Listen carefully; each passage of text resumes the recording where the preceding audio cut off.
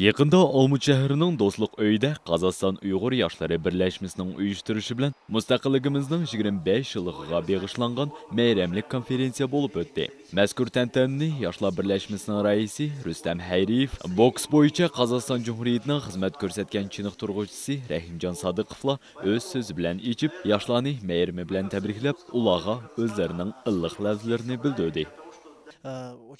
Bugungi marosimga ko'plagan birlashmalarning shundoqla har xil sohadagi mutaxassislarning kelib qatnashganligiga men rozi bo'ldim. Ularning ichida yosh jurnalistlar, san'atkorlar, Qozog'istonning donqini olamga fosh etayotgan sportchilar va boshqa talantli ham bilimli yoshlarimiz bor. Shuning uchun men ularga kelarki yilda yana futuhlar tilab, bilimlarini texmo mukammal o'zlashtirib, vatanimizning taraqqiyotiga o'z ulushlarini qo'shsa ekan deb tilayman.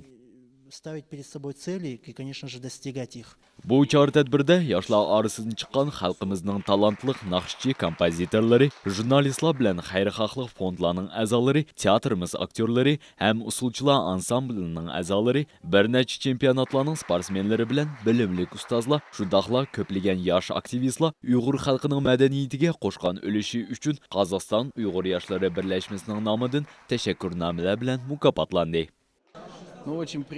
Biyilqi meyramlar harpisida Qozog'iston Uyg'ur Yoshlar Birlashmasi barliq aktivist yoshlarning beshini qo'shib, ularning amgigini baholig'iniga men xushal bo'ldim. Xalqimizning xizmatini mo'shundoq yoshlarimizning atqirayotganligiga men xursandman. Mo'shu fursatni foydalanib, men barliq qozog'istonliklarni yangi yil bilan tabriklayman. Mamlakatimizdagi yoshlarning bo'lsa, tan salomatligi zo'r bo'lib, ko'pincha sport bilan shug'ullanishini da'vat qilaman.